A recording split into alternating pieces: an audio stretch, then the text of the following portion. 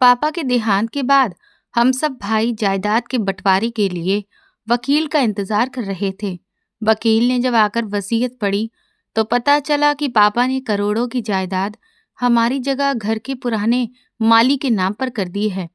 हम गुस्से में माली को मारने ही वाले थे कि माली ने रोते हुए अपनी जेब से पुरानी तस्वीर निकाल कर दिखाई, जिसे देखते ही हम सब भाइयों के रोंगटे खड़े हो गए। आसमान पर छाए हुए गहरे काले बादल और जोरदार होती बूंदाबांदी ने पूरी हवेली को एक अजीब से सन्नाटे और बेहद भारी माहौल में जकड़ लिया था। ये वो मनहूस दिन था जिसका इंतजार हम शायद न जाने कितनी बेसब्री से सालों से कर रहे थे। मगर जब ये दिन आ गया था तो हवा में फैली हुई खामोशी मेरे सिर पर किसी भारी हथौड़े की तरह बरस रही थी। मेरे पिताजी बृजभान चौधरी की अर्थी उठ चुकी थी। शमशान की मिट्टी में उनकी राख अब पूरी तरह से ठंडी होकर मिल चुकी थी और हवेली की दरों दीवारें, जो कभी उनकी रौबदार आवाज से थरथराया करती थीं, अब अनाथ हो चुकी थी।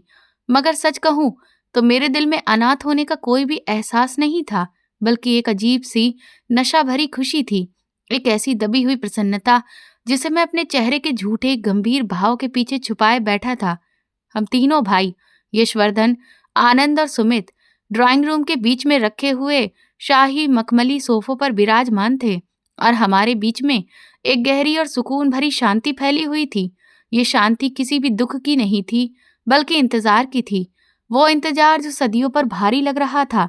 मैंने अपनी कलाई पर बंधी हुई महंगी रोलेक्स की घड़ी पर एक बार फिर से नजर डाली तो सुइयां जैसे मुझे रेंगती हुई नजर आईं। हर गुजरा हुआ लम्हा मेरे सब्र का इम्तिहान ले रहा था। बाहर लॉन में कुछ लोग अभी भी दिखाई दे रहे थे जो पिताजी के लिए दुख जताने आए थे, लेकिन अब वे लोग हमें छोड़ते हुए धीरे धीरे जाते दिख रहे थे। फूलों की महक बारिश की नमी के साथ मिलकर हवा में एक अजीब सी गंध पैदा कर रही थी, जो मेरे लिए घुटन का कारण बन रही थी।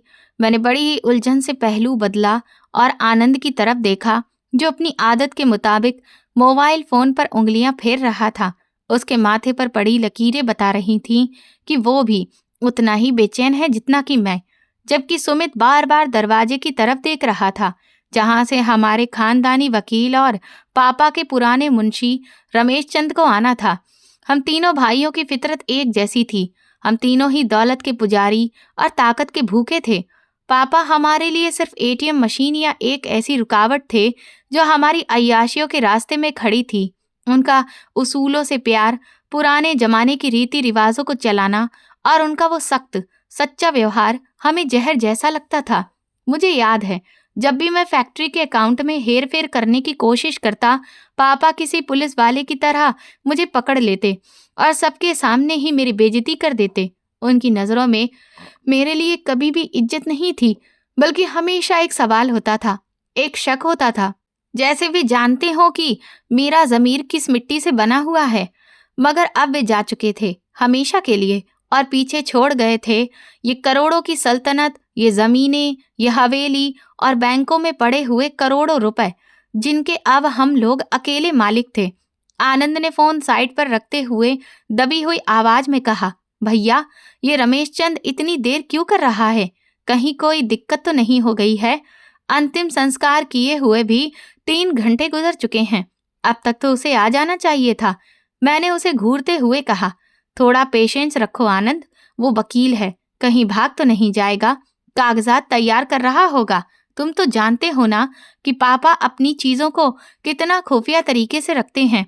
आखिरी वक्त तक उन्होंने किसी को भी हवा नहीं लगने दी कि वसीयत में लिखा क्या है, लेकिन जाहिर है बारिश तो हम ही हैं, और कौन हो सकता है? सुमित ने टांग अड़ाते हुए हंसी हंसकर कहा, बिल्कुल भैया, वारिस तो हम ही हैं, लेकिन पापा का कुछ पता नहीं। शायद अपनी आधी दौलत वे किसी अनाथालय या फिर किसी ट्रस्ट को दे गए हों। उनकी तो आदत थी पुण्य कमाने की। हमें बस इस बात का ध्यान रखना है कि अगर ऐसा कुछ हुआ तो हम उस अदालत में चैलेंज कर देंगे। मैं किसी भी अनाथ आश्रम या ट्रस्ट को अपनी मेहनत की कमाई नहीं खाने दूंगा। सुमित की इस बात पर हम तीनों के होठों पर एक शैतानी मुस्कुराहट फैल गई। हमारी मेहनत, ये शब्द हमारे मुंह से कितना अजीब लगता था। सारी उम्र हमने दूसरों की कमाई पर ऐश की थी, मगर हमें लगता था कि यह हमारा पैदाइशी अधिकार है। मैं उठकर खिड़की के पास गया और पर्दा जरा सा सरकाकर बाहर देखने लगा। बारिश अब तेज हो चुकी थी और लॉन में कीचड़ और पानी जमा हो रहा था। इसी कीचड़ में पुराने बरगद के पेड़ के नीचे एक साया नजर आ रहा था जो बारिश में भीग रहा था। वो माली था, इस घर का वो मनहूस नौकर जिसका नाम शायद किसी को याद भी नहीं था। वो सब बस लोग उसे माली कहकर बुलाते थे। उसके कपड़े फट चुके थे, सिर पर एक पुराना सा अंगोछा था और वो घुटनों में सिर गड़ाए ऐसे रो रहा था जैसे उसकी तो पूरी दुनिया ही लुट गई हो। उसका ये रोना, ये दिखावा, ये वफादारी का ढोंग मेरे पूरे शरीर में आग लगा रहा था। मुझे इस शख्स से नफरत थी, एक ऐसी गहरी और बिना वजह की नफरत जो पिछले 7 सालों से मेरे सीने में पल रही थी। जब से ये शख्स हवेली में आया था, पापा का व्यवहार हमारे साथ और भी ज्यादा ठंडा हो गया था।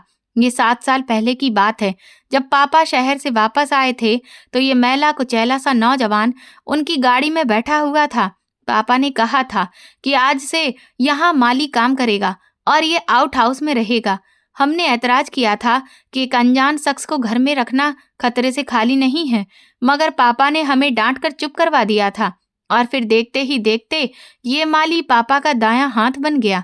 पापा हर वक्त इसे अपने पास बिठाते, इससे बातें करते, अपने हाथ से फल काट कर भी देते। यहाँ तक कि जब पापा पैरालाइसिस के अटैक के बाद बिस्तर पर पड़े थे, तब हम तीनों भाइयों ने तो उनके कमरे का रुख भी नहीं किया था, क्योंकि वहां दवाइयों की बदबू आती थी। मगर ये माली रात रात भर जाकर उनके पैर दबाता, उन्हें नहलाता और उनकी गंदगी साफ करता था। पापा की आंखों में उसके लिए जो मोहब्बत और अपनापन था, वो हमें कभी नसीब ही नहीं हुआ था। मुझे लगता था कि इसने पापा पर कोई काला जादू कर दिया है, या फिर उन्हें कुछ ऐसा घोल कर पिला दिया है, वरना एक नौकर की इतनी औकात कैसे हो सकती है कि वो हवेली के मालिकों के दिल पर राज करे। मैं दांत पीसते हुए सोच रहा था कि बस कुछ देर की बात और है, एक बार वसीयत पढ़ ली जाए, फिर मैं इस माली को ऐसे बेइज्जत करके निकालूंगा कि ये सारी जिंदगी याद रखेगा। इसकी वफादारी का ऐसा सिला दूंगा कि ये भीख मांगने पर मजबूर हो जाएगा। तभी दरवाजे पर दस्तक हुई और नौकर ने आकर हमें जानकारी दी कि वकील साहब आ गए हैं। ये सुनते ही हम तीनों भाई तुरंत अपनी जगह पर सीधे होकर बैठ गए और चेहरों पर गंभीरता फैला ली, जैसे कि हम बहुत ही ज्यादा दुखी हों। वकील कमरे में दाखिल हुआ। वो सफेद बालों वाला, बड़े ही रौबदार और अच्छी पर्सनैलिटी का शख्स था, जिसने अपनी सारी उम्र कचहरी और अदालत में ही गुजारी थी। उसकी आंखों में ऐसी तेजी थी जो सामने वाले के दिल का हाल जान लेती थी। वो भीग चुका था। उसने अपना कोट झाड़ा और हाथ में पकड़े हुए चमड़े के वजनदार बैग को टेबल पर रखा। इस बैग में हमारी किस्मत बंद थी। वकील ने हमें नमस्ते किया और फिर सोफे पर बैठ गए। उनका चेहरा सपाट था और वो खामोश नजरों से बारी बारी हम तीनों को देख रहे थे, जैसे वो कोई ऐसा राज जानते हों जिससे हम लोग बेखबर हों। कमरे की हवा में तनाव बढ़ता जा रहा था। आनंद ने बेसब्री से गला खकारा और कहा, वकील साहब, हम आपका ही इंतजार कर रहे थे। अब देर न करिए, प्लीज वसीयत पढ़कर सुना दीजिए, ताकि हम पापा की आखिरी इच्छाओं को पूरा कर सकें और जायदाद का बंटवारा कर सकें। वकील साहब ने गहरी सांस ली और बैग की जिप खोली। एक नीले रंग की मोटी सी फाइल बाहर निकाली, मगर उसे खोलने से पहले उन्होंने अपना हाथ रोक लिया और हमारी तरफ देखकर बोले, ब्रजभान चौधरी साहब की एक शर्त थी। वसीयत पढ़ने से पहले इस कमरे में घर का हर शख्स मौजूद होना चाहिए, और वो खास नौकर भी, जिसे वो अपने बेटे की तरह बहुत खास तरह से रखते थे। मेरी कनपटियों पर गुस्से से नसें उभर आईं। मैं घुर्राते हुए बोला, क्या मतलब? आप उस माली की बात कर रहे हैं? क्या आप ब्रजभान चौधरी के बेटों को एक 2 कौड़ी के नौकर के साथ बैठाकर वसीयत सुनाएंगे? ये हमारी बेइज्जती है वकील साहब, हम उसे यहाँ नहीं बुला सकते। सुमित भी गुस्से से खड़ा हो गया और बोला, ये क्या तमाशा है वकील साहब? वो एक नौकर है, उसे उसकी सैलरी मिल जाएगी, उसे यहाँ बिठाने की क्या जरूरत है? मगर वकील साहब अपनी बात पर अटल रहे। उन्होंने फाइल वापस बैग में डालने का इशारा किया और ठंडे लहजे में कहा, ये चौधरी साहब का आखिरी हुक्म है। अगर वो लड़का यहाँ नहीं होगा तो वसीयत नहीं खुलेगी और मामला फिर अदालत में जाएगा, जहाँ सालों लग सकते हैं। फैसला तुम्हारे हाथ में है। ये सुनकर हमें सांप सूंघ गया। अदालत का नाम सुनते ही हमारे होश ठिकाने आ गए, क्योंकि हम अब और इंतजार नहीं कर सकते थे। मैंने बड़ी मुश्किल से अपने गुस्से को काबू किया और नौकर को इशारा किया कि उस मनहूस माली को बुलाकर लाओ। कुछ ही देर के बाद दरवाजा दोबारा खुला और वो माली अंदर दाखिल हुआ। वो सिर से पैर तक भीगा हुआ था। उसके कपड़ों से पानी टपक रहा था और वो कांप रहा था। उसकी आंखें सूजी हुई थीं, जैसे कि वो लगातार रोता रहा हो। वो दरवाजे के पास ही कालीन पर बैठने लगा तो वकील साहब ने उसे टोका और अपने पास रखे हुए स्टूल की तरफ इशारा किया। वेदांत, यहाँ आओ, मेरे पास बैठो। उसका नाम वेदांत था। ये तो मुझे आज ही याद आया, वरना हम लोग तो उसे हमेशा ओए यहाँ आ, अरे ओ माली, बस यही कहकर बुलाते थे। वो हिचकिचाया, मगर वकील के दबाव डालने पर डरते डरते स्टूल के किनारे पर बैठ गया। हम तीनों उसे ऐसी नजरों से घूर रहे थे कि अगर नजरें खंजर होती तो अब तक उसका सीना छलनी हो चुका होता। कमरे में मौत जैसा सन्नाटा छा गया था। बाहर बारिश का शोर तेज हो गया था और कभी कभी बिजली की कड़क खिड़कियों के शीशों को भी कपा देती थी। वकील साहब ने चश्मा लगाया, फाइल खोली और शांत अंदाज में पढ़ना शुरू किया। मैं, बृजभान चौधरी, अपने पूरे होश व हवास में और बिना किसी दबाव के ये वसीयत बना रहा हूँ। ये सारी बातें तो फॉर्मेलिटी वाली थीं, मगर इसके बाद जो कुछ लिखा था वह हमारे पैरों तले से जमीन निकालने के लिए काफी था। मेरी जिंदगी एक खुली किताब नहीं थी। मैंने बहुत सारे राज अपने सीने में दफन कर रखे थे, मगर अब मौत के मुहाने पर मैं अपना जमीर साफ करना चाहता हूँ। मेरे 3 बेटे यशवर्धन, आनंद और सुमित मेरी पहली पत्नी से हैं। मैंने उनकी परवरिश में कोई कसर नहीं छोड़ी। इन्हें दुनिया की बेहतरीन शिक्षा दिलवाई, हर ख्वाहिश पूरी की, मगर अफसोस कि ये तीनों मेरे नाम पर बोझ नहीं उठा सके। दौलत के गुरूर ने इन्हें इंसान से दरिंदा बना दिया। इनके दिलों में रहम नहीं, बल्कि सिर्फ हवस है। वकील साहब रुके और हमारी तरफ देखा। हम तीनों शर्मिंदगी से नहीं बल्कि गुस्से से लाल हो रहे थे। पापा मरते मरते भी हमें बेइज्जत करके गए थे, मगर ये तो बस शुरुआत थी। असली धमाका तो अब होने वाला था। वकील साहब ने पन्ना पलटा और पढ़ा। आज से 25 साल पहले मेरी जिंदगी में ऐसा मोड़ आया था जिसने मुझे अंदर से तोड़ दिया था। मेरी पहली पत्नी के अलावा मेरी एक और शादी हुई थी, जो मैंने खुफिया तौर पर एक गरीब मगर बहुत ही शरीफ औरत से की थी। वो मेरी मोहब्बत थी और उससे मुझे एक बेटा भी पैदा हुआ था। मैं समाज और अपनी पहली पत्नी के डर से उसे सामने नहीं ला सका, मगर जब वो बच्चा 4 साल का हुआ तो उसकी माँ का देहांत हो गया और मेरे पास उसे हवेली लाने के सिवाय और कोई चारा नहीं रहा। ये शब्द सुनते ही मेरे दिमाग में जैसे घंटियां बजने लगीं। 4 साल का बच्चा, 25 साल पहले। मेरा दिल जोर जोर से धड़कने लगा। मेरे हाथों में पसीना आ गया। मैंने कातर नजरों से आनंद और सुमित को देखा। उनके चेहरे भी सफेद पड़ चुके थे। उनकी आंखों में एकदम से दहशत उतर आई थी। ये वो राज था जिसे हम तीनों ने बहुत गहराई में दफन कर दिया था। हम समझते थे कि पापा को कभी पता ही नहीं चला था, मगर पापा तो सब कुछ जानते थे। वकील साहब की आवाज भारी हो गई और वो लगातार पढ़ते रहे। मुझे वो रात कभी नहीं भूली है जब मैं उस मासूम बच्चे को उंगली से पकड़कर हवेली लेकर आया था। मेरी पहली पत्नी ने आसमान सिर पर उठा लिया था और मेरे ये तीनों बेटे, जो उस वक्त खुद भी बच्चे थे, उस मासूम को अपनाने से इनकार कर दिया था। उस रात घर में कयामत का मंजर था। मैं थका हारा सो गया, लेकिन जब सुबह मेरी आंख खुली तो वो बच्चा गायब था। यहाँ पहुंचकर वकील साहब की आवाज भी लड़खड़ा गई और कमरे का दरवाजा बाहर की तेज हवा से टकराकर जोर से खुला, जिससे हम सब चौंक गए। मुझे वो कोई तूफानी रात याद आने लगी। उस वक्त मैं 15 साल का था, आनंद 13 का और सुमित 11 का। हमारी माँ ने हमें सिखाया था कि वो बच्चा हमारा दुश्मन है, वो हमारी जायदाद का हिस्सेदार है, वो गंदी नाली का कीड़ा है। मुझे याद है कि कैसे हम तीनों भाइयों ने उसे बहला फुसलाकर साइकिल पर बिठाया था। वो मासूम हमें अपना भाई समझकर हमारे साथ चल पड़ा था। उसे क्या खबर थी कि उसके भाई उसके कसाई बने हुए हैं। हम उसे शहर से दूर एक वीरान इलाके में ले गए थे, जहाँ एक बड़ी नहर बहती थी। मुझे आज भी याद है कि वो कितना रो रहा था। वो पापा पापा पुकार रहा था, मगर हमने उसके मुंह पर टेप लगा दिया था। हमने उसे मारा था, बहुत मारा था, और फिर मैंने एक भारी पत्थर उठाकर उसके सिर पर दे मारा। वो बेहोश हो गया और हमने उसे मरा हुआ समझकर नहर के तेज पानी में फेंक दिया। घर वापस लौटकर जब हम आए तो हमने कहानी बना दी कि वो गार्डन में खेल रहा था और फिर जाने कब पैदल चलता हुआ बाहर निकल गया और गायब हो गया। पापा उस वक्त खामोश हो गए थे, वो समझ गए थे, मगर उनके पास कोई सबूत नहीं था। आज 25 साल बाद वो मुर्दा अतीत जमीन फाड़कर हमारे सामने आकर खड़ा हो गया था। वकील साहब ने पानी का घूंट भरा और आगे पढ़ने लगे।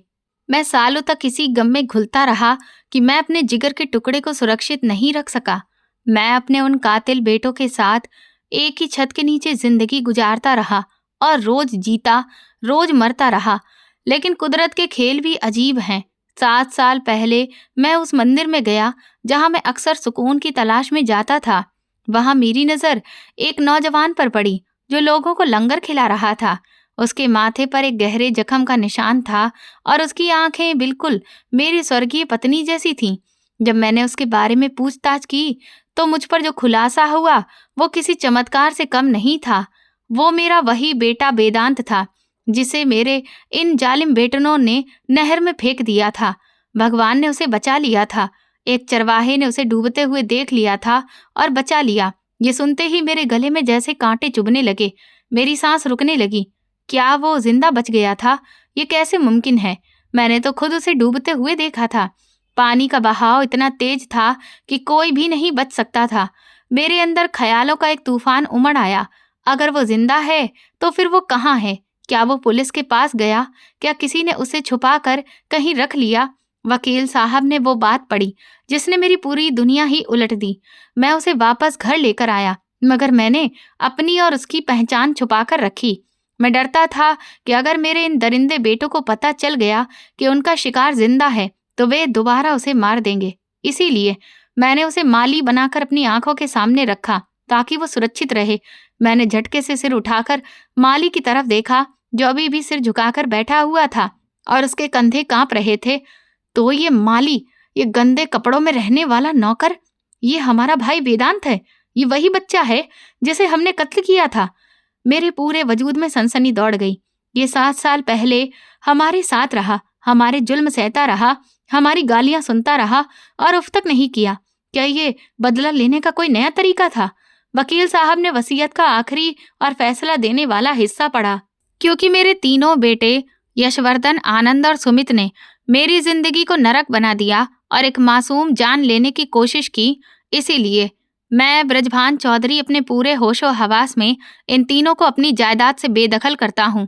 मेरी तमाम जायदाद, ये हवेली, ये फैक्ट्रियां, जमीनें और तमाम बैंक का रुपया पैसा मैं अपने चौथे और इकलौते वफादार बेटे वेदांत चौधरी, जो इस समय माली है, उसके नाम करता हूँ। ये सुनते ही मेरे दिमाग की नसें जैसे फटने को आ गईं। मेरी आंखों के सामने अंधेरा छा गया और हम सबके चेहरों पर गहरे लाल रंग का गुस्सा उमड़ आया। ये सदमा बर्दाश्त से बाहर था। करोड़ों की जायदाद हाथ से निकल रही थी और वो भी उस शख्स के पास जा रही थी जिसे हम जूते की नोक पर रखते थे। मैं अपनी जगह से किसी जख्मी शेर की तरह दहाड़ता हुआ उठा। झूठ, ये सब झूठ है, ये बकवास है। वकील साहब, तुमने इस नौकर के साथ मिलकर ये साजिश रची है। ये वसीयत जाली है। हमारा बाप बुढ़ापे में सटिया गया था। आनंद भी पागलों की तरह चिल्लाया। ये नामुमकिन है। ये 2 टके का माली हमारा भाई कैसे हो सकता है? ये वेदांत हो ही नहीं सकता। वेदांत मर चुका है। हमने तो उसे खुद। वो बोलते बोलते रुक गया, मगर उसकी अधूरी बात सब कुछ बयान कर रही थी। सुमित का तो मानसिक संतुलन ही बिगड़ गया। उसकी आंखों में खून उतर आया। उसने टेबल पर रखा एक भारी कांच का फ्लावर पॉट उठाया और माली की तरफ लपका। हरामखोर, तेरी ये हिम्मत! तू हमारे बाप की जायदाद हड़प करेगा? तूने पापा को बरगलाया है। मैं तुझे आज जिंदा नहीं छोड़ूंगा। कमरे का नजारा एक मैदानी जंग में बदल गया। हम तीनों भाइयों के सिर पर जुनून सवार था। हम भूल गए थे कि वहां वकील मौजूद है, कि कानून नाम की भी कोई चीज होती है। हमारे सिर पर बस यही धुन सवार थी कि इस कांटे को हमेशा के लिए निकाल फेंकना है। सुमित ने फ्लावर पॉट उसके सिर पर मारने की कोशिश की, लेकिन माली ने हाथ उठाकर अपना बाजू आगे कर दिया, जिससे फ्लावर पॉट उसके बाजू पर लगा और टूट गया। वो दर्द से करहाता हुआ जमीन पर गिर पड़ा। वकील साहब चिल्ला रहे थे, रुक जाओ, ये क्या कर रहे हो? कानून को हाथ में मत लो। उन्होंने बीच बचाव की कोशिश की, लेकिन मैंने उन्हें जोर से धक्का दे दिया। वो बूढ़े आदमी थे, संभल न सके और लड़खड़ाकर सोफे पर जा गिरे। मैं आगे बढ़ा और माली का गिरे बांध दोनों हाथों से जकड़ लिया और उसे जमीन से ऊपर उठा लिया। मेरी उंगलियां उसके गले में धंस रही थीं। बोल, बोल, कौन है तू? सच बता, वरना आज तेरी जुबान खींच लूंगा। किसने सिखाया है तुझे ये सब ड्रामा? माली का चेहरा तमतमाया हुआ था, सांसें उखड़ रही थीं, मगर उसने खुद को छुड़ाने की कोशिश नहीं की। वो बस अपनी भीगी हुई आंखों से मुझे देख रहा था। उन आंखों में खौफ नहीं था, बल्कि एक अजीब सा रहम था जो मेरे गुस्से को और भड़का रहा था। आनंद ने आकर उसे लात मारनी शुरू कर दी। सुमित उसे घूंसे मार रहा था। हम उसे पागलों की तरह पीट रहे थे। उसके कपड़े फट गए थे और नाक व मुंह से खून बह रहा था, लेकिन हमें जरा भी रहम नहीं आ रहा था। हमें लग रहा था कि अगर हमने उसे खत्म नहीं किया तो हम सब कुछ खो देंगे। ये हमारी दौलत की जंग थी। मार दो इसे, खत्म कर दो, आज इसकी कहानी खत्म कर दो। आनंद चिल्ला रहा था। माली जमीन पर पड़ा तड़प रहा था। उसने कई बार हाथ जोड़ने की कोशिश की, लेकिन हम उसे मौका नहीं दे रहे थे। तभी जब सुमित एक बार फिर उसे मारने के लिए झुका, माली ने अपनी कमीज की जेब में कांपते हुए खून से सने हाथ डाले और वहां से एक मुड़ी तुड़ी पुरानी सी तस्वीर निकाल ली। उसने कांपते हाथों से वो तस्वीर मेरे चेहरे के बिल्कुल सामने कर दी। मेरी नजर जैसे ही उस तस्वीर पर पड़ी, मेरा उठा हुआ हाथ हवा में ही टंगा रह गया। वक्त जैसे थम गया और मेरे दिल की धड़कन एक लम्हे के लिए रुक गई। वो तस्वीर ब्लैक एंड व्हाइट थी और बरसों पुरानी थी, लेकिन उसकी नजर इतनी साफ थी कि मेरी आत्मा तक कांप उठी। उस तस्वीर में एक 4 साल का बच्चा मुस्कुरा रहा था और उसके गले में एक खास किस्म का पुराना चांदी का लॉकेट लटक रहा था। ये कोई आम लॉकेट नहीं था, ये वही लॉकेट था जो मैंने 25 साल पहले नहर के किनारे उस बच्चे के गले से नोचने की कोशिश की थी ताकि उसकी पहचान मिट सके, मगर उसका धागा इतना मजबूत था कि वो टूट ही नहीं पाया था। और अब वही लॉकेट उसी माली के गले में भी मौजूद था, जो उसकी फटी हुई कमीज से झांक रहा था। मेरे पैरों तले से जमीन निकल गई, गला सूख गया और आंखों के सामने वो खौफनाक अतीत एक जिंदा हकीकत बनकर नाचने लगा। वो बच्चा मरा नहीं था, वो वाकई में वापस आ गया था। मेरे हाथों में वो पुरानी और खस्ता हाल तस्वीर किसी दहकते अंगारे जैसी महसूस हो रही थी, जिसे देखकर मेरे पूरे वजूद में एक सनसनी सी लहर दौड़ गई। मेरे दिल की धड़कन इतनी तेज हो चुकी थी कि मुझे अपने सीने में हथौड़े बरसते हुए महसूस हो रहे थे। ये कोई आम तस्वीर नहीं थी, ये मेरे अतीत का वो खौफनाक आईना था जिसे मैं 25 साल पहले तोड़ चुका था, मगर आज उसकी किरचियों ने मेरी आत्मा को लहूलुहान कर दिया था। तस्वीर में मौजूद वो 4 साल का बच्चा अपनी मासूम मुस्कुराहट के साथ मेरी तरफ देख रहा था और उसके गले में वो चांदी का लॉकेट लटक रहा था जो इस वक्त उस मनहूस माली के गले में मौजूद था। मेरी नजरें कभी उस तस्वीर पर जाती और कभी जमीन पर गिरे उस शख्स पर जिसे हम 7 सालों से जूते की नोक पर रखते आए थे। मेरे गले में कांटे चुभने लगे और जुबान तालू से चिपक गई। आनंद और सुमित मेरी तरफ सवालिया और खौफ भरी नजरों से देख रहे थे। वे मेरे मुंह से इनकार सुनना चाहते थे। वे चाहते थे कि मैं कहूं कि ये झूठ है, ये कोई धोखा है, मगर मेरी आंखें वो सच देख चुकी थीं जिससे बचना मुमकिन नहीं था। मुझे वो काली रात याद आने लगी जब मैं 15 साल का था और मेरे अंदर के शैतान ने अंगड़ाई ली थी। मुझे याद आया कि कैसे मैंने उस बच्चे के गले से ये लॉकेट नोचने की कोशिश की थी ताकि उसकी पहचान मिट जाए, मगर वो धागा नहीं टूटा। आज वही धागा, वही लॉकेट हमारे गले का फंदा बन चुका था। कमरे में ऐसी खामोशी छा गई थी जो मौत से भी ज्यादा खौफनाक थी।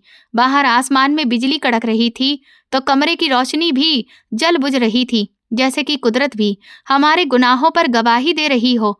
मैं लड़खड़ाती हुई आवाज में आनंद की तरफ देखने लगा और सिर को हाँ में हिलाया तो आनंद के पैरों तले से जमीन निकल गई। उसके चेहरे से खून ही उतर गया और सुमित, जो अभी उसे मारने के लिए तैयार था, पत्थर के स्टैचू की तरह एकदम जम गया। हम तीनों भाइयों के बीच एक ऐसा खौफनाक माहौल कायम हो गया जो सिर्फ मुजरिमों के बीच ही होता है। हम समझ गए थे कि पापा ने हमारे साथ जिंदगी का सबसे बड़ा खेल खेला है। वो बूढ़ा जिसे हमने मौत के बिस्तर पर अकेला छोड़ दिया था, वो मरते मरते हमारी जड़ों में तेजाब डाल गया था। मेरे दिमाग में आंधियां चल रही थीं कि ये कैसे मुमकिन है। हमने तो इसे अपने हाथों से नहर में धक्का दिया था। मैंने खुद इसके सिर पर पत्थर मारा था और इसे पानी में डूबते हुए देखा था। फिर ये जिंदा कैसे बच गया? और अगर ये जिंदा था तो ये 7 साल तक खामोश क्यों रहा? ये नौकर बनकर हमारी गालियां क्यों सुनता रहा? क्या ये इंतजार कर रहा था कि हम पूरी तरह से इसके जाल में फंस जाएं? गुस्से और नफरत की एक नई लहर मेरे अंदर पैदा हुई। ये पछतावा नहीं था, ये खौफ था कि अगर ये सच साबित हो गया तो वो करोड़ों की जायदाद जिसके लिए हमने इतने पापड़ बेले हैं, वो सब धुएं की तरह उड़ जाएगी। वकील साहब जो अब तक हक्का बक्का खड़े थे, उनकी हिम्मत वापस लौटी और वे आगे बढ़कर माली को सहारा देकर उठाने लगे। उनकी आवाज में सख्ती थी जब उन्होंने कहा, यशवर्धन, होश में आओ। तुम लोग अपने ही भाई पर हाथ उठा रहे हो। भगवान से डरो। ये वही वेदांत है, तुम्हारा खून, तुम्हारा भाई, जिसे भगवान ने दोबारा तुमसे मिलाया है। मगर वकील के शब्द मेरे लिए जहर से कम नहीं थे। मुझे इस वक्त उस भाई से घिन आ रही थी। यह हमारा भाई नहीं हो सकता। ये वो कांटा था जिसे हमने 25 साल पहले उखाड़ फेंका था और अब ये दोबारा उग आया था। मैंने गुस्से में आगे बढ़कर वकील साहब को जोर से धक्का दिया। वे एक बार फिर सोफे पर गिर पड़े और मैंने चिल्लाते हुए कहा, बकवास बंद करो वकील। अगर तुम अपनी जिंदगी की खैर चाहते हो तो तुरंत यहाँ से दफा हो जाओ और अपनी मनहूस फाइल भी साथ ले जाओ। हमें किसी वसीयत की परवाह नहीं है। इस घर के वारिस हम हैं और हम ही रहेंगे। ये 2 टके का माली कल भी नौकर था और आज भी नौकर ही रहेगा। आनंद ने तुरंत दरवाजे की तरफ छलांग लगाई और उसे अंदर से लॉक कर लिया। सुमित ने फोन की तारें नोच कर फेंक दी। हम तीनों की आंखों में खून उतर आया था। अब मामला जायदाद से आगे निकलकर जिंदगी और मौत का सबब बन चुका था। वकील साहब डर के मारे कांपने लगे। उन्होंने शायद कभी हमारा यह जानवर जैसा रूप नहीं देखा था। मैं मुड़कर वेदांत की तरफ देखा जो अब दीवार के सहारे खड़ा था। उसके चेहरे पर चोटों के निशान थे और खून बह रहा था, मगर उसकी आंखों में अजीब सा सुकून था। वो सुकून जो मुझे और भी ज्यादा अंदर से दहला रहा था। उसने धीमी आवाज में कहा, यशवर्धन भैया, मैं जायदाद के लिए नहीं आया था। मैं तो सिर्फ पापा की सेवा करने के लिए रुका था। मुझे आपका कुछ भी नहीं चाहिए। आप सब कुछ रख लीजिए, बस मुझे पापा के घर में रहने दीजिए। मैं एक पागल की तरह तड़प उठा और उसके पास जाकर उसका गिरेबान पकड़ लिया। मेरी उंगलियों की गिरफ्त इतनी सख्त थी कि उसकी सांस रुकने लगी। मैंने उसके कान के पास जाते हुए कहा, तू क्या समझता है कि हम तेरे इस ड्रामे में आ जाएंगे? तूने 7 साल तक हमें बेवकूफ बनाया, पापा के कान भरे, और अब तू बहुत बेचारा बन रहा है। तू चाहता है कि हम तुझ पर तरस खाएं। याद रख वेदांत, हम वही हैं जिन्होंने तुझे 25 साल पहले नहीं बख्शा था, तो अब क्या बख्शेंगे? आनंद ने पास में पड़ा हुआ एक भारी लोहे का रॉड उठा लिया और सुमित ने अपनी जेब से एक तेज धार चाकू निकाल लिया जिसे वो अक्सर अपने पास रखता था। कमरे का नजारा अब एक कसाई खाने में बदल चुका था। वकील साहब ने चिल्लाकर हमें रोकने की कोशिश की, लेकिन सुमित ने उन्हें धमकी दी कि अगर एक शब्द भी मुंह से निकाला तो अगली लाश आपकी होगी। हम तीनों ने वेदांत को घेर लिया।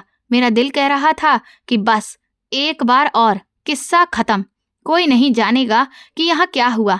हम कह देंगे कि माली चोरी करके भाग गया या यहाँ पर कोई हादसा हो गया। पुलिस और कानून तो हमारी जेब में है। पैसे फेंकेंगे और सबके मुंह बंद करवा देंगे।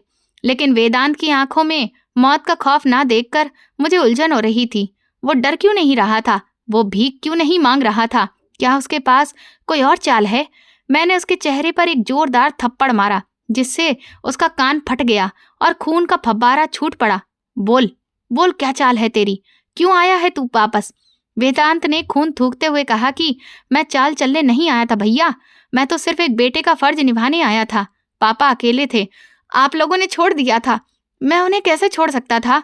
उसकी बातें मेरे जमीर पर हथौड़े की तरह लग रही थी, मगर मेरा जमीर तो कब का मर चुका था।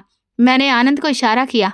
आनंद ने आगे बढ़कर वेदांत के घुटनों पर जोर से लात दे मारी। वेदांत की चीख निकल गई और वो दर्द से दोहरा होकर जमीन पर गिर पड़ा। उसकी चीख ने मुझे एक अजीब सा सुकून दिया, जैसे कि मेरा बदला पूरा हो रहा हो। पापा का वो ठंडा व्यवहार, वो ताने, वो नौकरों के सामने हमारी बेइज्जती, इन सब का जिम्मेदार यही शख्स था जो मेरे पैरों में पड़ा था। सुमित ने पागलों के जैसे कहा, भैया ऐसे ही इसे यहीं पर खत्म कर देते हैं। लाश को गायब कर देंगे, किसी को कानो कान खबर भी नहीं होगी। मैंने उसे रोका, नहीं, मेरा भी यही इरादा था, लेकिन फिर मुझे ख्याल आया कि वकील यहाँ मौजूद है और ये गवाह हमारे लिए खतरा बन सकता है। मैंने वकील साहब की तरफ देखा और ठंडे लहजे में कहा, वकील साहब, आपने कुछ भी नहीं देखा है, समझे? आप अभी यहाँ से जाएंगे और किसी से भी इस बात का कोई जिक्र नहीं करेंगे, वरना आपके बेटे जो शहर में नौकरी करते हैं, उनकी जिंदगी की सुरक्षा की गारंटी मैं नहीं दे सकता। वकील साहब की आंखों में बेबसी के आंसू थे। वो जानते थे कि हम कितने बेगैरत और जालिम हैं। उन्होंने कांपते हुए सिर हिलाया और अपनी फाइल समेटकर लड़खड़ाते कदमों से धीरे धीरे दरवाजे की तरफ बढ़े। मैंने उन्हें जाने दिया, क्योंकि मुझे पता था कि डर एक ऐसा ताला है जो जुबान को बंद रखता है। अब कमरे में सिर्फ हम तीनों भाई और हमारा वो शिकार था जो जख्मी हालत में पड़ा तड़प रहा था। मैंने सुमित और आनंद से कहा, इसे उठाओ, इसे यहाँ नहीं मारेंगे, इसे वहीं ले जाकर मारेंगे जहाँ इस कहानी की शुरुआत हुई थी। आज इस कहानी का अंजाम भी वही होगा। मेरी बात सुनकर आनंद और सुमित के चेहरों पर एक शैतानी मुस्कुराहट फैल गई। हम तीनों ने मिलकर वेदांत को घसीटना शुरू किया। वो अब खुद को बचाने के काबिल भी नहीं रहा था। उसका शरीर निडाल था। हम उसे पिछले दरवाजे से बाहर ले आए। बाहर तूफानी बारिश हो रही थी। ठंडी हवा हड्डियों में घुस रही थी। अंधेरा इतना गहरा था कि हाथ सूझ ही नहीं रहा था, कुछ दिखाई ही नहीं दे रहा था। बारिश के शोर ने हमारी आवाज़ों और वेदांत की सिसकियों को दबा दिया। हम उसे कीचड़ में घसीटते हुए गाड़ी की डिग्गी की तरफ ले गए, जैसे कि कोई मुर्दा जानवर हो। इस दौरान वेदांत ने मेरी टांग पकड़ने की कोशिश की और कहा, भाई मत करो, भगवान के लिए ऐसा मत करो, मैं कहीं दूर चला जाऊंगा, मैं कभी वापस नहीं आऊंगा। मगर उसकी फरियाद ने मेरे अंदर के दरिंदे को और ज्यादा भड़का दिया। सुमित ने उसे ठोकर मारी और कहा, अब बहुत देर हो चुकी है वेदांत, तुमने गलत वक्त पर गलत जगह कदम रखा है। तुम्हारी मौत ही अब हमारी जिंदगी की जमानत है। हमने उसे बेदर्दी से गाड़ी की डिग्गी में फेंका और ढक्कन जोर से बंद कर दिया। मैं ड्राइविंग सीट पर बैठ गया। मेरे हाथ स्टीयरिंग पर जम गए थे। सुमित और आनंद भी पिछली सीटों पर आकर बैठ गए। गाड़ी तेजी से चल रही थी, मगर सामने का नज़ारा धुंधला था, बिल्कुल मेरे भविष्य की तरह। गाड़ी हवेली के बड़े गेट से बाहर निकलकर कच्ची सड़क पर दौड़ने लगी। ये वही रास्ता था जो 25 साल पहले हमने तय किया था। तब भी रात ऐसी ही काली थी, तब भी बारिश हो रही थी और तब सिर्फ हम लोग साइकिल पर थे और साथ में ये बोझ था। फर्क बस इतना था कि तब वो बच्चा था और अब वो जवान था, और तब हम नादान थे मगर अब हम पक्के मुजरिम थे। रास्ते भर हम तीनों खामोश रहे। सिर्फ बारिश की बूंदें छत पर टप टप कर रही थीं। हर गुजरते लम्हे के साथ मेरा दिल भारी होता जा रहा था। एक अनजाना खौफ मुझे घेर रहा था। मुझे बार बार लग रहा था कि पीछे कोई गाड़ी हमारा पीछा कर रही है। मैंने कई बार शीशे में देखा, मगर सिर्फ पीछे गहरा अंधेरा था। आनंद ने घबराकर पूछा, भैया हम इसे नहर में फेंकेंगे तो लाश मिल तो नहीं जाएगी ना? मैंने सख्ती से कहा, इस बार ऐसी गलती नहीं करेंगे। इस बार इसके पैरों में पत्थर बांध देंगे ताकि यह हमेशा के लिए नीचे तली में बैठ जाए। मैंने पीछे मुड़कर देखा, जहां डिग्गी से हल्की हल्की आवाजें आ रही थीं। शायद होश में आने के बाद वो बाहर निकलने की कोशिश कर रहा था। सुमित ने तंजिया अंदाज में कहा, देखो अभी भी इसमें कितनी जान बाकी है, ये कमबख्त मरता क्यों नहीं है। तकरीबन आधे घंटे के सफर के बाद हम नहर के उस वीरान हिस्से पर पहुंच गए जहां मीलों दूर तक कोई आबादी नहीं थी। यहाँ सिर्फ सरकंडों की झाड़ियां थीं और नहर का शोर था। मैंने गाड़ी रोकी और लाइट्स बंद कर दी। गुप्त अंधेरे में हम तीनों नीचे उतर गए। कीचड़ की वजह से पैर फिसल रहे थे। हम डिग्गी के पास गए और उसे खोला। वेदांत अंदर सिकुड़ा हुआ पड़ा था। उसके कपड़े खून और कीचड़ से लथपथ थे। हमने उसे बाहर खींचा और जमीन पर पटक दिया। बारिश हमारे चेहरे पर तमाचे मार रही थी। वेदांत ने लड़खड़ाते हुए उठने की कोशिश की, लेकिन आनंद ने उसे दोबारा धक्का दे दिया। हम उसे घसीटते हुए नहर के किनारे पर ले आए। पानी का बहाव बहुत तेज था और लहरें खौफनाक शोर मचा रही थीं। मैंने वेदांत के पास जाकर उसके बालों से पकड़कर उसका चेहरा ऊपर किया। उसकी आंखों में देखा, वहां मौत का खौफ नहीं था, बल्कि एक अजीब सी चमक थी, एक ऐसा तंज जो मुझे समझ में ही नहीं आ रहा था। उसने मुस्कुराने की कोशिश की। हाँ, वो उस हालत में भी मुस्कुरा रहा था। उसकी उस मुस्कुराहट ने मेरे होश उड़ा दिए थे। मैंने चिल्लाकर पूछा, तू हंस क्यों रहा है? मौत तेरे सिर पर खड़ी है और तुझे हंसी आ रही है? वेदांत ने हंसते हुए कहा, यशवर्धन भैया, आप मुझे मार सकते हैं, मेरे शरीर को मिटा सकते हैं, लेकिन उस सच को कैसे मिटाएंगे जो पापा ने वसीयत में लिखकर छोड़ा है? हम चौंक गए। क्या मतलब? कौन सा सच? वेदांत ने गहरी सांस ली और कहा, आप लोगों ने वसीयत पूरी नहीं पढ़ी थी। वकील साहब के पास सिर्फ एक कागज नहीं था। पापा जानते थे कि आप लोग मेरे साथ क्या करेंगे, इसीलिए उन्होंने अपनी असली वसीयत में एक ऐसी शर्त रखी है जो आप लोगों को कभी चैन से जीने नहीं देगी। मेरी बात सुनकर आनंद और सुमित भी सहम गए। आनंद ने मेरा कंधा हिलाकर कहा, भैया ये क्या कह रहा है? कौन सी शर्त? मैंने वेदांत का गला दबाया और कहा, सीधी तरह से बता, कर क्या रहा है ये बकवास तू, वरना जुबान खींच लूंगा।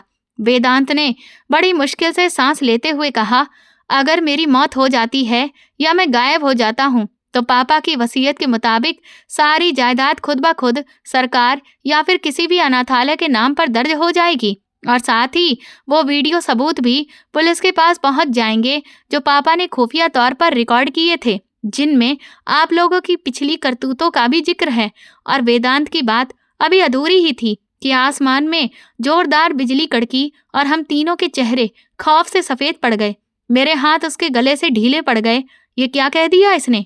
क्या पापा इतने होशियार थे? क्या वो जानते थे कि हम वेदांत को मार देंगे? अगर ये सच है तो इसका मतलब है कि हमने अपने हाथों से अपनी बर्बादी का सामान तैयार कर लिया है। वेदांत को मारना अब जायदाद को खोने के बराबर था।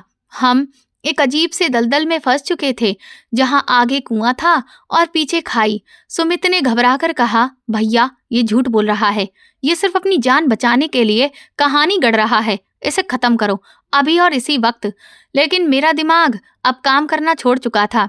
मैं एक चौराहे पर खड़ा था, एक तरफ नफरत और दूसरी तरफ लालच। अगर मैं इसे मारता हूँ तो दौलत जाती है और अगर जिंदा छोड़ता हूँ तो ये हम पर राज करेगा। बारिश तेज होती जा रही थी और हम तीनों कातिल अपने शिकार के आसपास खड़े कांप रहे थे, सर्दी से नहीं बल्कि अपने अंजाम के खौफ से। अभी हम इसी उलझन में पड़े ही थे कि अचानक नहर के दूसरे किनारे से टॉर्च की तेज रोशनियां हमारी तरफ बढ़ने लगीं और पुलिस के सायरन की आवाज ने रात के सन्नाटे को चीर कर रख दिया। पुलिस की गाड़ियों से निकलने वाली नीली और लाल रोशनियों ने उस गहरी अंधेरी रात और नहर के वीरान किनारे को जगमगा दिया था और इन रोशनियों ने हमारी आंखों को धुंधला कर दिया था। सायरन की आवाज मेरे कानों में सुई की तरह गूंज रही थी और मुझे अपनी टांगों में जान खत्म होती हुई महसूस हुई। आनंद के हाथ से लोहे की वो रॉड गिर गई और सुमित, जो अभी वेदांत को जान से मारने के लिए तैयार था, अब खौफ से थरथर कांप रहा था। हम तीनों भाई एक दूसरे को देख रहे थे और हमारी आंखों में एक ही सवाल था, पुलिस को यहाँ किसने बुलाया? अभी हम इसी सदमे में थे कि पुलिस की गाड़ियां हमारे बिल्कुल करीब आकर रुकीं और उनमें से कई सिपाही ललकारते हुए बाहर निकले और बंदूकें हम पर तान दी। इंस्पेक्टर ने गरजदार आवाज में हमें हाथ ऊपर करने का आदेश दिया। मैंने, आनंद और सुमित ने कांपते हुए हाथ हवा में बुलंद कर दिए।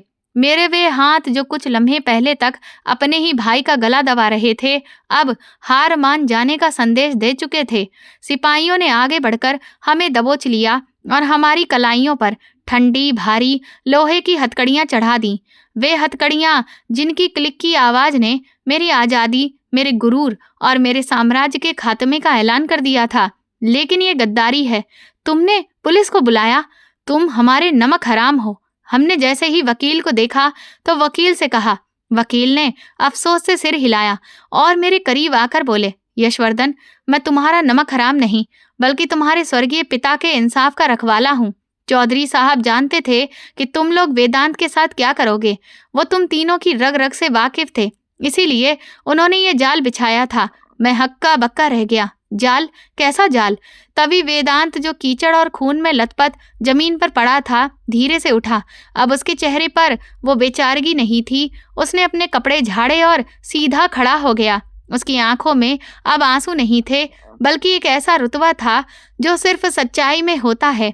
उसने इंस्पेक्टर को नमस्ते किया और फिर हमारी तरफ देखकर कहा, भैया, मैंने आप लोगों से कहा था कि ऐसा मत करिए, अपनी हरकतों से बाज आ जाइए, मगर आपकी आंखों पर दौलत की पट्टी बंधी हुई थी। वकील ने फाइल खोली और उसमें से एक डीवीडी और एक चिट्ठी निकाली। उन्होंने वो चिट्ठी इंस्पेक्टर के हवाले करते हुए कहा, ये चौधरी साहब का आखिरी बयान है जो उन्होंने अपनी मौत से 2 दिन पहले रिकॉर्ड करवाया था और मुझे हिदायत दी थी कि अगर मेरे बेटे वेदांत को अपना लें तो ये वसीयत वहीं पर फाड़ दी जाए, लेकिन अगर वे उसकी जान लेने की कोशिश करें तो पुलिस को जानकारी दी जाए और उन्हें गिरफ्तार करवा दिया जाए। इंस्पेक्टर ने वो चिट्ठी पढ़कर हमें और ज्यादा नफरत से देखा। वकील ने मेरी आंखों में आंखें डालकर कहा, यशवर्धन, तुम्हारे पिता का असली राज ये नहीं था कि वेदांत जिंदा है, बल्कि असली राज ये था कि वो 25 साल पहले भी ये जानते थे कि तुमने खुद वेदांत को नहर में धक्का दिया था। मेरे पैरों तले से जमीन निकल गई। क्या पापा जानते थे? वकील ने कहा, हाँ, उस रात जब तुम तीनों वापस आए थे और झूठी कहानी सुनाई थी तो तुम्हारे पिता तुम्हारे पीछे पीछे गए थे। उन्होंने वेदांत को डूबते हुए तो नहीं देखा था, मगर उन्होंने वहाँ तुम्हारे जूतों के निशान और तुम्हारी साइकिल के टायरों के निशान देख लिए थे। घर लौटकर भी उन्होंने इस मिट्टी के निशान तुम्हारी साइकिलों पर देखे थे। वो तभी पुलिस को बुला सकते थे, मगर ममता और बेटों के वास्ते ने उन्हें रोक लिया। वो चाहते थे कि तुम सुधर जाओ। वो 25 साल तक इंतजार करते रहे कि शायद तुम लोग अपने गुनाहों की माफी मांग लो, शायद तुम्हारे दिल में रहम आ जाए। जब वेदांत वापस आया तो उन्होंने उसे जानबूझकर माली बनाया। ये तुम्हारा आखिरी इम्तिहान था। वो देखना चाहते थे कि तुम गरीब नौकर के साथ कैसा व्यवहार करते हो। अगर तुम उसके साथ अच्छा व्यवहार करते तो शायद वो तुम्हें माफ कर देते और जायदाद में हिस्सा भी दे देते, मगर तुमने साबित कर दिया कि तुम इंसान नहीं, दरिंदे हो। तुमने 7 साल तक उस पर जुल्म किया और आज उसे दोबारा मारने के लिए यहाँ पर ले आए। तुम्हारे पिता ने अपनी वसीयत में लिखा है कि अगर मेरे बेटे वेदांत को मारने की कोशिश की जाए तो मेरे बाकी तीनों बेटों को मेरी जायदाद से एक धेला भी ना मिले और इन पर कत्ल करने का मुकदमा भी चलाया जाए और मेरी तमाम जायदाद वेदांत चौधरी के नाम कर दी जाए, जो उसे ट्रस्टी बनकर अनाथों और विधवाओं के भले के लिए इस्तेमाल करेगा। ये सुनकर सुमित और आनंद फूट फूट कर रोने लगे। सुमित चिल्ला रहा था, हमें माफ कर दो वेदांत, हम भटक गए थे, हम तुम्हारे भाई हैं, हमें जेल मत भेजो। मगर अब बहुत देर हो चुकी थी। वेदांत ने नम आंखों से हमारी तरफ देखा और कहा कि मैंने आपको माफ किया भैया, क्योंकि मैं पापा की आत्मा को तकलीफ नहीं देना चाहता था, मगर कानून अपना रास्ता खुद बनाएगा। ये तो आपके गुनाहों का ही फल है जो आपको आपके गुनाह यहाँ पर लेकर आए हैं। पुलिस हमें घसीटती हुई गाड़ियों की तरफ लेकर गई। बारिश अब रुक चुकी थी और बादल छट रहे थे। चांद निकल आया था, जिसकी रोशनी में मुझे वेदांत का चेहरा साफ दिखाई दे रहा था। वो वहीं खड़ा था, आजाद और सुकून से भरा, और हम तीनों भाई हथकड़ियों में जकड़े हुए अपनी बर्बादी का तमाशा देख रहे थे। मैं मुड़कर आखिरी बार उस नहर को देखने लगा जहां 25 साल पहले हमने एक मासूम बच्चे को फेंका था। आज उसी नहर ने हमारा हिसाब चुका दिया था। पापा ने हमें दौलत नहीं बल्कि सबक दिया था, और ये वो सबक था जो अब सारी उम्र हमारे साथ जेल की काली कोठरी में रहने वाला था। गाड़ी का दरवाजा बंद हुआ और मैंने आंखें बंद कर लीं, क्योंकि बाहर की दुनिया अब मेरी नहीं रही थी। माली का राज खुल चुका था और इस राज ने हमें हमेशा के लिए अंधेरे में धकेल दिया था। तो दोस्तों, आपको हमारी ये कहानी कैसी लगी, प्लीज़ मुझे कमेंट सेक्शन में ज़रूर बताएं। मेरे चैनल को सब्सक्राइब कर वीडियो को लाइक करें और ज़्यादा से ज़्यादा शेयर करें और वीडियो को हाइप भी दें। और ऐसी और भी रोमांचक कहानियाँ सुनने के लिए मेरे चैनल के साथ बने रहें। ये कहानी पूर्णतः काल्पनिक है। इसमें दर्शाए गए सभी पात्र, घटनाएं और स्थान कल्पना पर आधारित हैं। किसी भी वास्तविक व्यक्ति या घटना से समानता मात्र संयोग है। ये कहानी केवल मनोरंजन के उद्देश्य से बनाई गई है। किसी भी प्रकार की हिंसा या अपराध का समर्थन नहीं किया जाता है। धन्यवाद।